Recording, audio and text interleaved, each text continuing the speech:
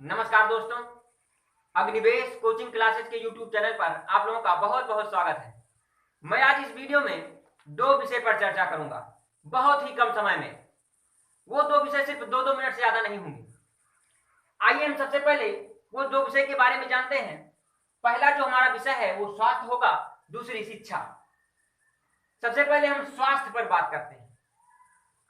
देखिए, किसी भी लक्ष्य, उद्देश्य और मंजिल को पाने के लिए सबसे ज्यादा जरूरी है कि हमारा स्वास्थ्य ठीक हो। हमारे पास चाहे जितनी धन दौलत हो, ऐशो आराम की चाहे जितनी सुविधाएं उपलब्ध हो, यदि हमारा अंदर से स्वास्थ्य ही नहीं सही होगा तो सारा धन दौलत, ऐशो आराम की सुविधाएं सब बेकार है, नीरस है। जब तक स्वास्थ्य नहीं सही होगा तब तक हम अच्छी शिक्षा भी नहीं ग्रहण कर पाएंगे। हम बीमार हैं तो शिक्षा कहां से आएगी? हमको पढ़ने में मन नहीं लगेगा। इसलिए सबसे ज्यादा जरूरी है हमारा स्वास्थ्य ठीक होना। दुनिया का सबसे बड़ा अगर कोई धन है तो वो है आपका अपना स्वास्थ्य। इन दोनों को मैं इसलिए बता रहा हूं, यानी ये जो टॉपिक है मैं इसलिए इस पर चर्चा करना चाहता हूं क्योंकि ये बहुत ही ज्यादा जरूरी है। जो भाई बहन पढ़ने वाले हैं उनके लिए भी जरूरी है, जो नहीं पढ़ने वाले हैं उनके लिए भी जरूरी है। कुल मिलाकर ये हमारे जीवन में ऐसे आधार स्तंभ है जिनके बिना हम अपने किसी भी प्रकार की कोई भी व्यवस्था अगर लागू करना चाहें तो डगमगा जाएगी। इसलिए इन दोनों का होना हमारे जीवन में बहुत ही ज्यादा महत्वपूर्ण है। स्वास्थ्य को मेंटेन करने के लिए आपकी दिनचर्या बहुत ही अच्छे ढंग से होगी, तभी आपका स्वास्थ्य अच्छा हो पाएगा। मैं बताता हूं कैसे। देखिए, मैं उसी चीज को बताता हूं जो मैं स्वयं उसको फॉलो करता हूं, यानी उस नियम को मैं स्वयं अपने ऊपर लागू करता हूं। मैं चोरी करूं, आपसे कहूं चोरी करना पाप है। मैं मिठाई खूब खाऊं, आपसे कहूं कि मिठाई खाने से शुगर होता है, ये गलत बात है। मैं उसी चीज को उसी चीज को आपको करने के लिए कहूंगा जो स्वयं मैं अपने ऊपर लागू किया हूं। स्वास्थ्य के बारे में बात करें, व्यक्ति को जल्दी सोना चाहिए और जल्दी उठना चाहिए। हर हाल में 10 बजे, रात के जो 10 बजते हैं, दिन की बात मैं नहीं कर रहा हूं, रात की बात कर रहा हूं, रात में 10 बजे हर हाल में सो जाना चाहिए और सुबह 4 बजे उठ ही जाना चाहिए। बहुत भाई बहन ऐसे हैं कि जो मोबाइल चलाते रहते हैं 12, 1, 2, 2 बजे तक। देखिए, अगर आप प्रकृति के विपरीत काम करेंगे, यानी सोने के समय जगेंगे, जगने के समय आप सोएंगे, नहाने के समय आप भोजन कर रहे हैं, भोजन करने के समय आप नहा रहे हैं, तो समझ लीजिए उसका विपरीत प्रभाव आपके स्वास्थ्य पर ही पड़ेगा। तो सबसे पहले मेंटेन हमें अपनी दिनचर्या को करना होगा। हमें 4 बजे हर हाल में उठ जाना चाहिए। और देखिए, हाँ, एक चीज और, 24 घंटे में 3 घंटे हमारे लिए इतने महत्वपूर्ण होते हैं। अगर हम उसी 3 घंटे पर अगर हम विशेष ध्यान दे दें तो समझ लीजिए कि हमारा संपूर्ण आने वाला जो भविष्य है, जो जीवन है पूरा, वो पूरा जो है उज्जवल, सुखमय व्यतीत होगा, उज्जवल हो जाएगा। इसलिए सबसे ज्यादा जरूरी है उस 3 घंटे पर फोकस करना। और वो 3 घंटा जो है वो है सुबह 4 से लेकर 7 बजे तक। 4 बजे हमें उठकर जो पढ़ने वाले हैं वो अपने विषय पर, जो उनका विषय है उसका अध्ययन करें। लिखने का काम नहीं, सिर्फ पढ़ें। जो पढ़ने या जो नौकरी पा चुके हैं या जो जिनका क्षेत्र पढ़ाई से काफी दूर हो चुका है, वो अपने धार्मिक पुस्तकों को पढ़ें। 1 घंटा अवश्य पढ़ें। 4 से 5 बजे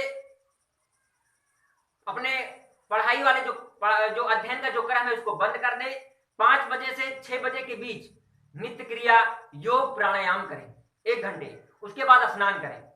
एक चीज मैं और आपको बता दूं, 3 प्रकार के स्नान बताए गए हैं। सुबह 4 से 5 के बीच जो स्नान होता है वो देव स्नान होता है। 5 से 6 के बीच जो स्नान होता है वो सामान्य स्नान होता है। और जो 6 से उसके बाद जो आप दिन भर चाहे जब स्नान करें वो राक्षसी स्नान के अंतर्गत आता है। आपको देव स्नान करना है तो सुबह पहले उठकर नित्य क्रिया से निवृत्त होकर 4 से 5 के बीच आप स्नान ही कर ले, उसके बाद पढ़ें, फिर प्राणायाम करें। जैसी आपकी इच्छा। लेकिन जरूरी यह है कि आप सामान्य स्नान के तक ही सीमित रहें, उसके बाद नहीं नहाना चाहिए। क्योंकि कहा जाता है कि यदि व्यक्ति सूर्य के उदय होने के बाद यदि व्यक्ति उठता है तो उसकी बुद्धि नष्ट हो जाती है, धीरे धीरे क्षीण हो जाती है। इसलिए सूर्योदय के पहले उठना चाहिए। हमें प्रतिदिन स्नान जरूर करना चाहिए। हमें नीम की दातून का सेवन करना चाहिए। जितनी भी दातून होती है सबसे ज्यादा लार नीम की दातून में बनती है। उससे यह होता है कि अगर हम उसके लार को अगर निगल जाए तो जानते हैं क्या होगा कि हमारे अंदर जो कीटाणु है, विषाणु है, जो भी है, जीवाणु है, उनको नष्ट कर देगा। जिससे क्या होता है, हमारे पेट का जो सिस्टम है वो सही रहेगा, मुंह में छाले नहीं होंगे, पेट में कभी दर्द नहीं होगा, तमाम ऐसी जो है बीमारियों को दूर रखेगा। इसलिए हमें नीम की जो दातून है मसूड़ों को भी स्वस्थ रखेगा। नीम की दातून का जो है सेवन करना चाहिए। साथ ही साथ आपको अपनी दिनचर्या में इन सब बातों का ध्यान रखते हुए अपने कामों को भी ध्यान में रखें। जो आपके घर के कार्य हैं उनको भी सही समय पर करें। एक भाई हमसे मिले, मैं प्रतिदिन जो है 4 बजे उठकर अध्ययन करता हूं, उसके बाद जो मैं आपको बता रहा हूं इन सब कार्यों को करता हूं। एक भाई मुझसे मिले, वो भी अध्ययन ही कर रहे हैं। उनका जो है फैट यानी थोड़ा मोटे हैं, यानी जितना चाहिए उससे ज्यादा मोटे हैं। शुगर की जो मात्रा है वो भी बढ़ती जा रही है धीरे धीरे। उन्होंने कहा कि हमारा कैसे ये मेंटेन होगा, हम कैसे क्या करें। तो जो विधि मैं अपने ऊपर लागू किया हूं वही विधि मैं उनको बताया कि आप सुबह 4 बजे उठिए, 10 बजे तक आप अपने काम को करके सो जाइए। उन्होंने कहा कि सूर्य पश्चिम से उग सकता है लेकिन ये नहीं हो सकता। तो हमने कहा जब आप अपने स्वास्थ्य के, अपने शरीर के लिए आप अपना समय नहीं दे पा रहे हैं तो आप क्या करेंगे बताइए, जो कि सबसे ज्यादा जरूरी है। उन्होंने कहा कि मैं 2 बजे तक तो मोबाइल में काम करता हूं, 11-12 बजे रात तक मैं पढ़ता ही हूं, उसके बाद मोबाइल देखता हूं, उसमें कई सारे काम रहते हैं। मैं उनसे कहा कि आप इस सब काम को पहले कर लिया करिए, दिन में कर लिया करिए, रात 10 बजे तक कर लीजिए। उन्होंने कहा कि मुझे सुबह बहुत अच्छी नींद आती है, बहुत अच्छे सपने आते हैं। मैंने कहा कि आप 10 बजे सोएंगे, आदत डालेंगे तब भी रात में 6 घंटे आपको जो नींद होती है वो 6 घंटे लेना अनिवार्य है। आप 10 बजे सोएंगे तभी आपको अच्छी नींद आएगी, आदत तो डालें आप। उन्होंने कहा कि नहीं, जो सुबह के सपने होते हैं बहुत अच्छे होते हैं। हम भी सोचे भाई कौन सा सपना है वो कि जो सुबह ही बहुत अच्छा आता है। उन्होंने कहा कि जो सुबह वाला सपना होता है वो जो मैं ये टॉपिक लिखा हूं वही है कि फलाना की बेटी सपनों में आती है। तो हमने कहा बताइए, सबसे ज्यादा तो जरूरी आपके लिए सपना ही है। तो कहा हाँ, इसी की वजह से तो हम नहीं उठ पाते हैं। तो मैं उनसे कहा देखिए भाई, जब तक जवानी है आपकी तब तक तो ये सपना आएगी आपके नींद में। जिस दिन आपकी जवानी धीरे धीरे बुढ़ापे में बदल जाएगी उस दिन ना तो आपका स्वास्थ्य आपके कहने में रहेगा और ना ये जो आप सपना देख रहे हैं ये भी लात मार के चली जाएगी। तो इसलिए सबसे ज्यादा जरूरी है अपने स्वास्थ्य को मेंटेन रखना। आप 8 बजे उठते हैं, 9 बजे उठते हैं तो समझ लीजिए उसका भुगतान आपको ही करना है। इसलिए जो मैं बता रहा हूं आप इस हिसाब से करें, आपका संपूर्ण जीवन सुखमय रहेगा और लोगों को भी बताएं। दूसरी बात मैं शिक्षा पे करने जा रहा हूं। देखिए, शिक्षा जीवन की वो कड़ी है कि अगर ये कड़ी आपके जीवन में है तो समझ लीजिए आपका पूरा जीवन ऐसे व्यतीत होगा